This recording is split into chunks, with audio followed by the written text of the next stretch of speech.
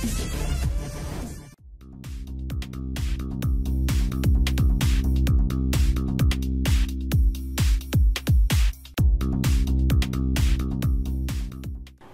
there guys, it's me EP25 from the Dream Assembly, and welcome to another episode of Space Engineers. So, what are we going to talk about today, and what am I going to show you today? Well, as you saw from the flyovers, I've been working on a new ship. If I zoom back out again, I've been working on a fairly extensive new ship that I'm gonna try and make it to be my capital ship, like my ship that anything and everyone comes from and goes to and trades with and whatnot, because, you know, I need something for the sort of factions thing we're doing, and I kind of thought, what do you need first, really? And I kind of thought you need a capital ship. So I'm basically just going to talk you through the ins and outs of building, really, what my thoughts on building a capital ship. This is basically my ship at the moment. It's got a lot of big thrusters on, a lot of power that is generated, and this small amount of forward thrust, but that's okay to me because, well, I say a small amount, there's quite a lot of thrusters there, but how do I start with a ship in general? Because I'm sure that's one thing you guys are wondering, and how I go about building a ship that is capable of performing the functions it needs to. So the first tip I'm actually going to show you guys is this is the shell of the ship. Before I did all that to it, because I'm going to make a second variant of it. Now if I jump in here, you'll notice that it is actually a station. Why have I done that? Main reason is down to my own preference, because in my eyes a station cannot move until you tell it to move. So it's a stationary, stable platform for you guys to, for you and for myself to build on. And again, if you doink it, I know big ships, if you doink them, they don't tend to move, but I'm always worried about that anyway. So I kind of built them as a station. This one has already been converted to a ship, so that's, you know, something to take in mind. But once I have the outer frame done, I then start adding the slight, you know, the details to it. Like, I had the frame for this back area of thrusters, and I basically just started fleshing it out, adding like some points to it, adding some windowed areas to it so you can see in, so there's like ventilation for the actual engines with the heat that they'll produce, and you know, things like that, and just generally getting the thrusters in positions which to me are quite strategical. But I'm not really good at thinking about strategical placing of thrusters, because I build designs that tend to be impossible to thruster up, in a sense. Like this ship started off as this, and you kind of go, well, where do I put the engines and thrusters? Because the whole idea of this ship is you've got the top and the bottom, and the top will be aired out with lots of windows on the top face, so you cannot really put anything on there. And then this section, the half of it will be like a smallish hangar for really tiny sort of cargo vessels and maybe a few fighter things, just anything the ship can carry, really. And I was kind of like, well, where do I put engines on a ship this skinny, really? Because it's only like, I don't know, I think it's like 15 block. Is it 15? No, it's not even that. I'd say the normal ships I build tend to be around 2 times, 3 times the thickness of this, but I've kind of gone with this shape just to allow it to have a lot of flat surfaces, because I want to allow it to have lots of windows and portholes and things that you can see out of, and just make it look generally nice. I kind of went a bit overboard with the glass, but I didn't want an extra layer sticking off of the actual thrusters, because it would have been, you know, just like 1, 2, it would have been 3 high rather than 2 high like the thrusters are.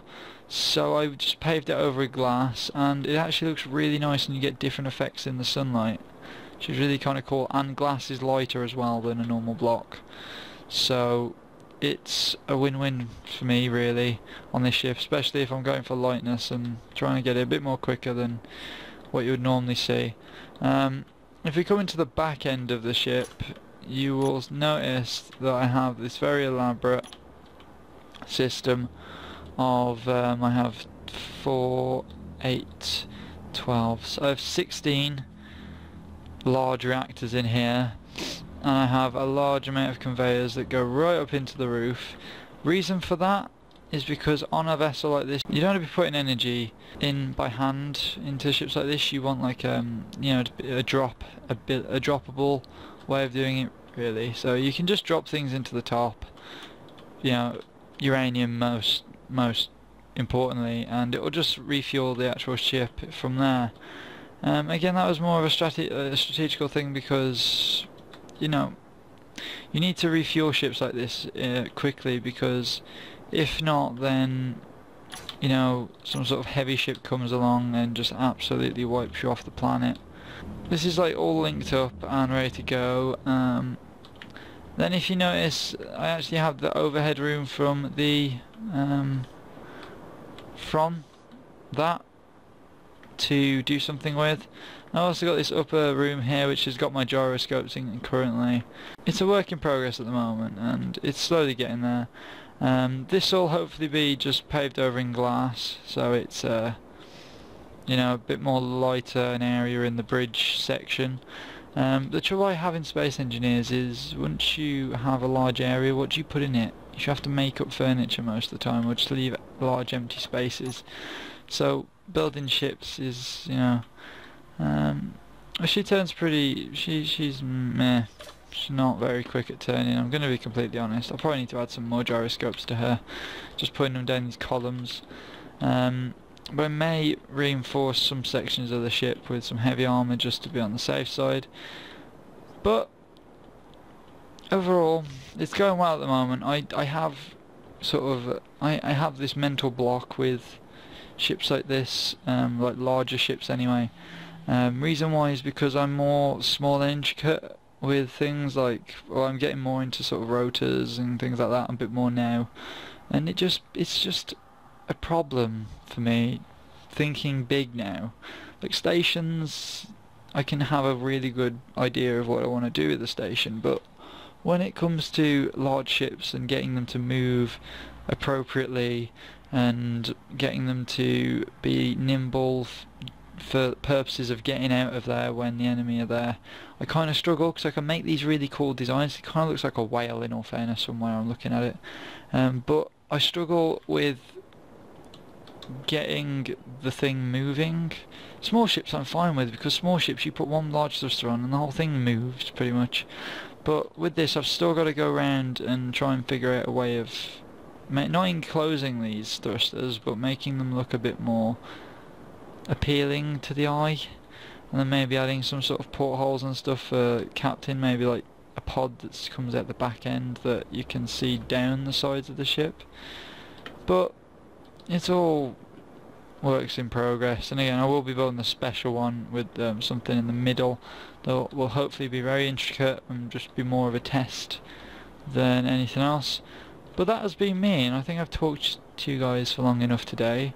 I hope you have enjoyed. Again, sorry for the lack of Beyond the Blocks from yesterday. Ed is currently working on some college work that he's got to get finished off in the next week, and well, 2 weeks really, and I'm kind of left on my own, so I'm going to try and do some stuff and get some stuff recorded, so it may be a bit out of sync to what you're normally used to, and I'm sorry for that. We can't exactly help having educations to do as well as this, so if you guys have enjoyed this video, please like, favourite and of course subscribe. Button is at the end.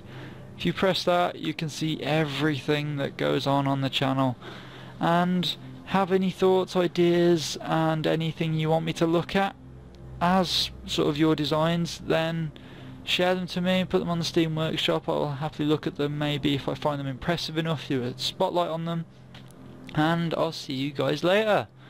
Peace.